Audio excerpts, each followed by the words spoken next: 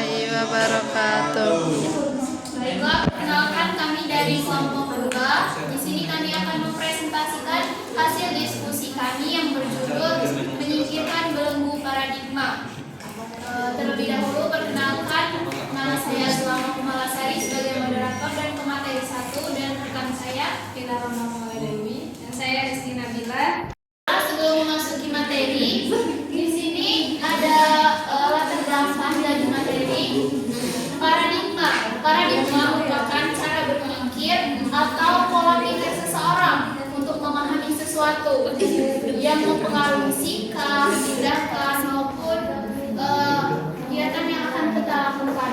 Banyak orang yang terjebak pada pola pikir negatif seperti merasa tidak percaya diri yang dapat menghambat perkembangan dan kesuksesan seseorang.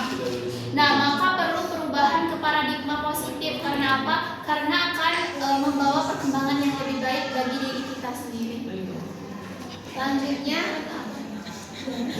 dari latar belakang tadi dapat kami ambil beberapa rumusan masalah, antara lain yang pertama, apa itu paradigma berpikir? Kemudian, bagaimana pengaruhnya dalam kehidupan? Apa saja bentuk paradigma yang menjadi belenggu? Dan yang terakhir, bagaimana cara menyingkirkannya?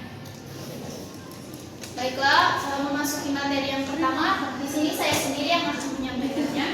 Bentuk yang pertama, pengertian paradigma.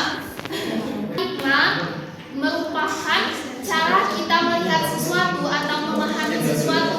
Paradigma sendiri berasal dari bahasa Latin yang berarti landasan atau pola pikir seseorang. Paradigma sendiri juga dipengaruhi oleh beberapa faktor, antara lain faktor pendidikan, pengalaman, pembelajaran, dan juga kehidupan sehari-hari kita. Dan juga paradigma berpikir ini menjadi dasar dalam mengambil keputusan dan bertindak. Nah, paradigma berpikir ini juga mempengaruhi kita, bagaimana cara kita melihat diri kita sendiri dan bagaimana cara kita melihat orang lain dan juga kehidupan yang ada di dunia ini. Nah, paradigma positif dapat mendorong keberhasilan dan juga dapat mempengaruhi perkembangan kita supaya menjadi lebih baik dan berkembang. Tetapi kalau paradigma negatif dapat menghambat perkembangan kita, karena kita kan kalau sudah berpikir negatif sudah pasti tidak percaya diri kan, itu juga karena itulah menghambat perkembangan diri kita sendiri. Selanjutnya materi berikutnya akan disampaikan oleh Hesti Nabila. Baik, yang pertama itu, paradigma itu memiliki pengaruh yang sangat bahwa ia akan berhasil. Dengan keberhasilan dia berpikir bahwa ia akan bekerja bersungguh-sungguh, maka ia akan berusaha. Dan sebaliknya, apabila dengan hasil kegagalan, maka orang itu akan fasik. Dia tidak berpikir bagaimana untuk kedepannya. Ya. Jadi paradigma itu menentukan seseorang. Ya. Kemudian ada selanjutnya itu berpengaruh dalam kehidupan sosial.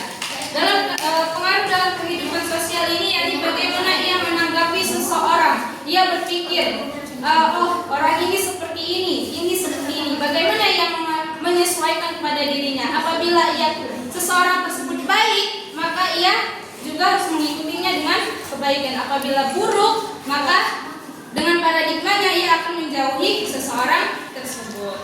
Kemudian berpengaruh terhadap pembelajaran dan pendidikan dan pembelajaran. Nah, ini yang paling banyak kita temui di mahasiswa ini. Karena kita seorang pelajar, kita harus berpikir kritis. Kita harus berpikir kritis. Kita harus bagaimana kedepannya ini kita harus memiliki tujuan. Tidak hanya sekedar belajar saja. Belajar itu memiliki belajar itu adalah investasi yang paling benar ya. Investasi yang paling benar. Kemudian Kemudian selanjutnya bentuk-bentuk paradigma menjadi belenggu dalam profesi guru. Karena di materi saya membahas tentang profesi guru, jadi ini adalah belenggu dalam profesi guru. Yang pertama, guru sebagai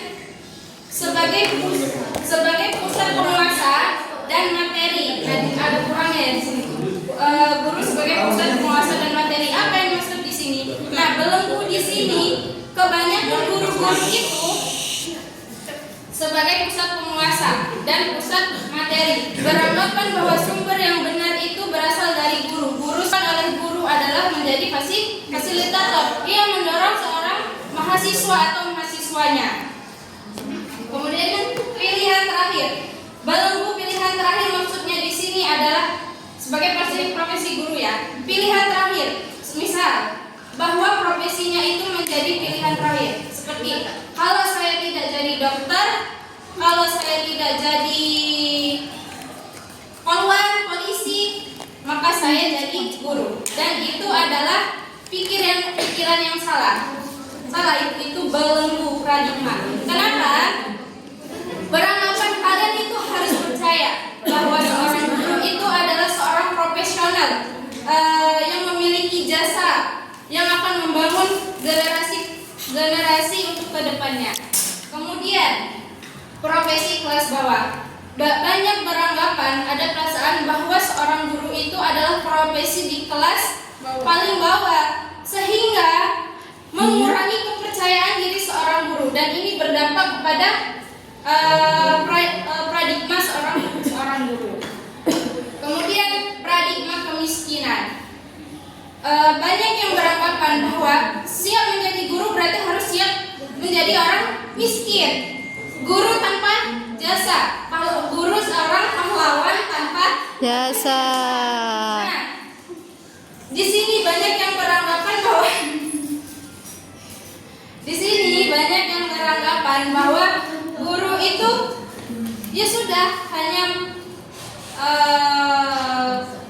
saya hanya mengabdikan diri.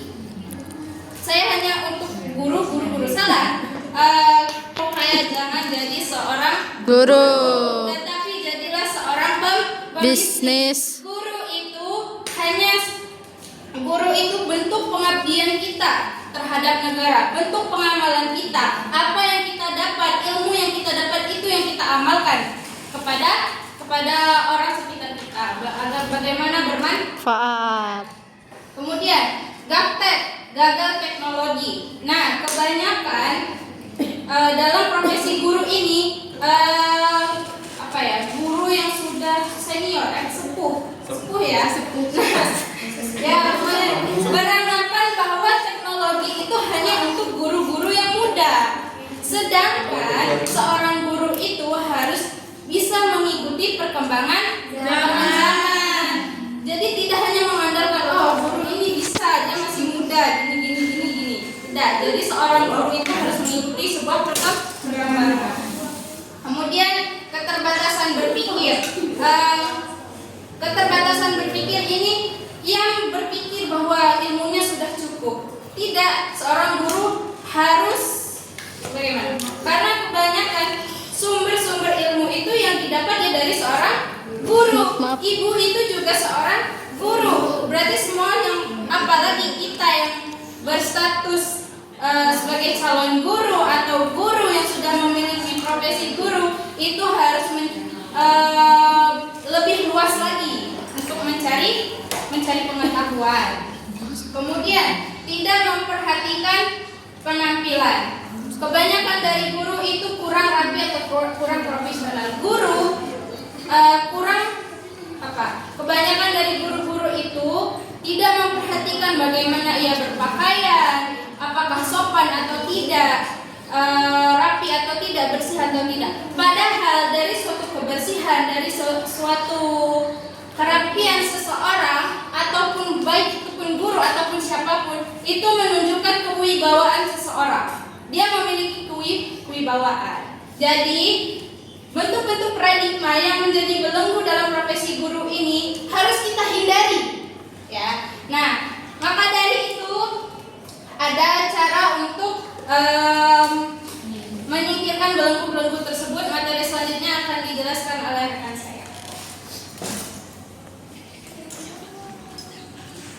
paradigma dalam profesi guru dari penguasa ke akselerator. Mentransformasikan ilmunya kepada siswanya dan memberikan ruang kepada siswanya untuk memberikan pendapat, pengajuan atau interaksi kolaborasi untuk menyelesaikan masalah. Seterusnya bangga menjadi guru. Guru menjadikan profesi sebagai pilihan utama. Seorang guru harus bangga menjadi bangga terhadap profesinya. Karena tanpa seorang guru itu mencetak para profesi yang lain seperti dokter, insinyur, tentara dan lain-lain sebagainya. Tanpa seorang guru, sebuah perjalanan pembelajaran itu tidak bakal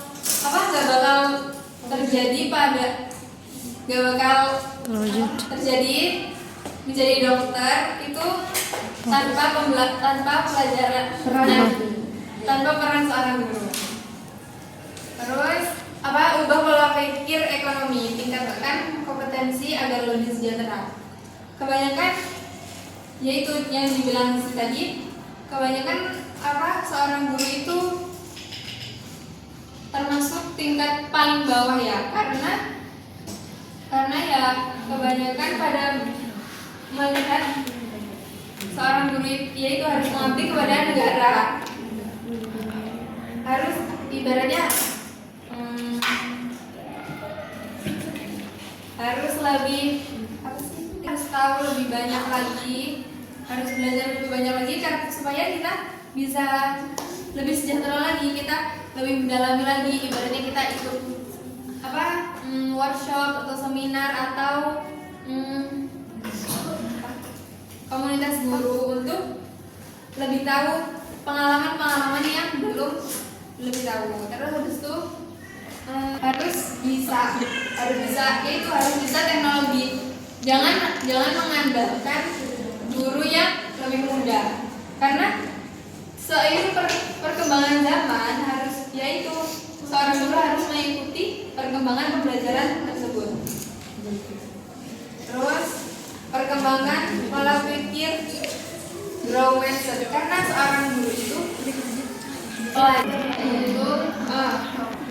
pengajar yang seorang guru ialah pengajar sepanjang hayat, yaitu long life leader. Karena seorang guru kan ibaratnya kita belajar terus untuk memberikan pengajaran kepada murid-muridnya supaya lebih tahu, lebih paham. Karena seorang guru itu memberikan pengajaran supaya lebih mudah siswa tersebut untuk memahami. Terus memperbaiki penampilan. Seorang guru juga ibaratnya kalau misalnya nggak rapi, seorang siswa bakal menghormati gurunya nggak? Nah, karena ubah dulu itu penampilan seorang guru. Jadi harus lebih dirapikan lagi, terus profesional dengan meningkatkan wibawa. Ibaratnya kita seorang guru harus memiliki wibawa, karena kalau misalnya seorang guru tidak memiliki wibawa, ibaratnya seorang siswa tuh bakal memandang guru itu remeh. Jadi ibaratnya kita punya seorang guru harus memiliki aura wibawa yang baik dan rapi. Terus selanjutnya simpulannya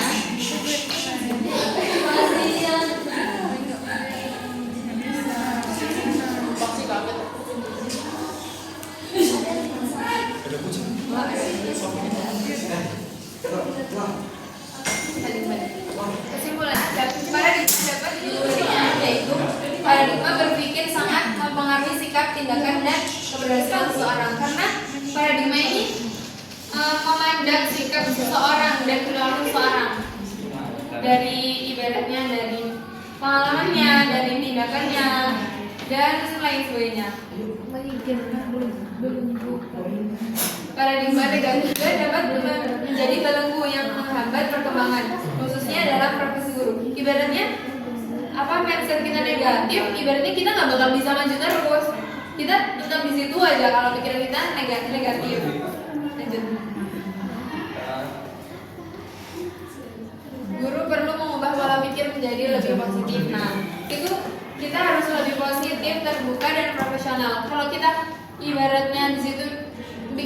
negatif, pastinya kita gak bakal mikir untuk lebih maju terus.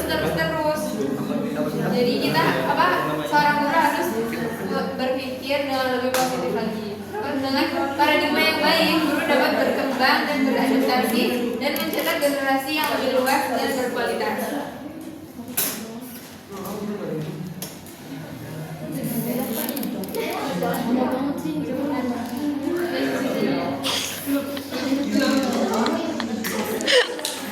Ya Allah. Enggak. Sebentar doang kan langsung mundur. jam. Sayang. Minta Kasih anggaran orang itu harus di bawah. Nanti ada pilihnya. Biar murid itu nggak sebenarnya gitu. Nah, kalau bisa kita lihat di zaman sekarang kan guru itu dianggap remeh. Nah, pertanyaannya gimana caranya kita Hah? Iya, dan apa itu menutup?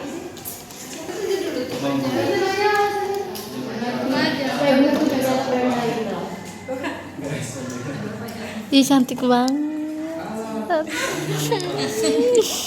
Soalnya dipuji sini kasih suaranya. Iya, beda banget. Nanti jangan punya bukunya, punya buku saya. Gaji imut kan? Belenggu yang perkembangan Indonesia dan profesi. Contohnya apa yang akan terjadi jika apa yang terjadi akan terjadi jika seorang tidak.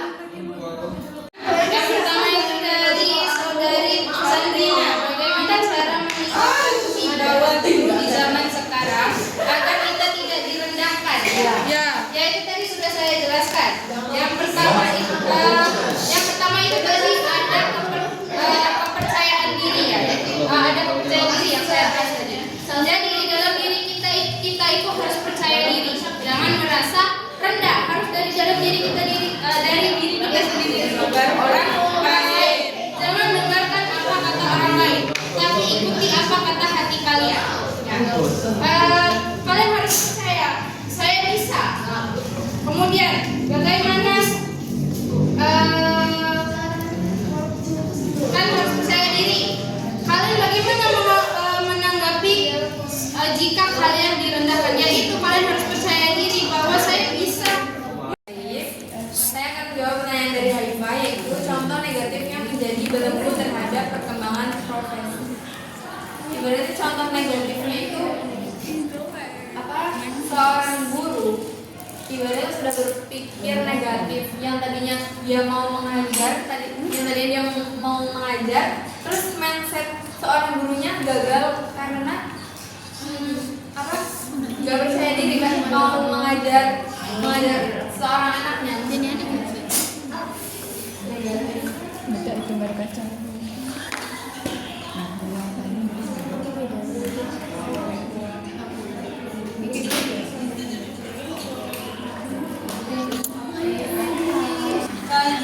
Contoh negatif dari belenggu tadi ya. Sebenarnya yang belenggu ini itu tuh udah semuanya negatif.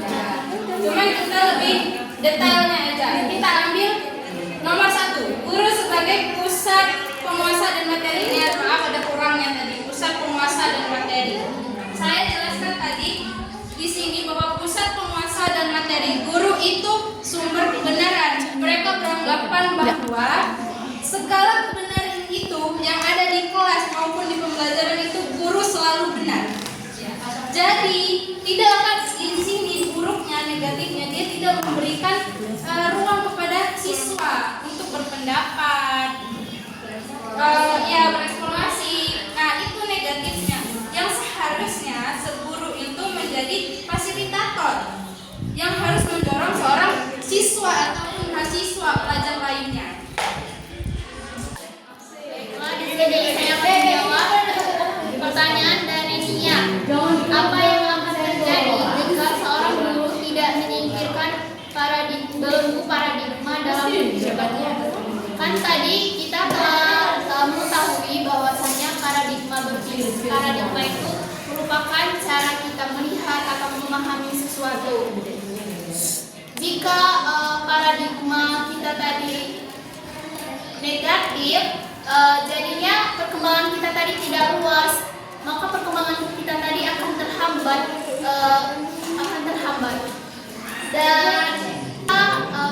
dan paradigma positif tadi kan, paradigma positif itu kan berkembang dengan luas, maka kayak potensi kita ini dapat dikembangkan dengan lebih baik, kita sebagai guru dapat berpotensi lebih baik. Dan yang terakhir, menyingkirkan belenggu dalam kehidupan. Kan tadi kita telah tahu bahwa belenggu itu sangat menghambat perkembangan kita sebagai calon seorang pendidik. Karena apa? Karena kan kalau belenggu ini termasuk ke paradigma negatif, ya. Jadinya itu akan menghambat perkembangan kita. Mungkin itu saja. Kak, Mungkin cukup sekian dari kami. Apabila ada salah kami mohon maaf. Apabila ada kekurangan kami mohon maaf. Kepada Allah kami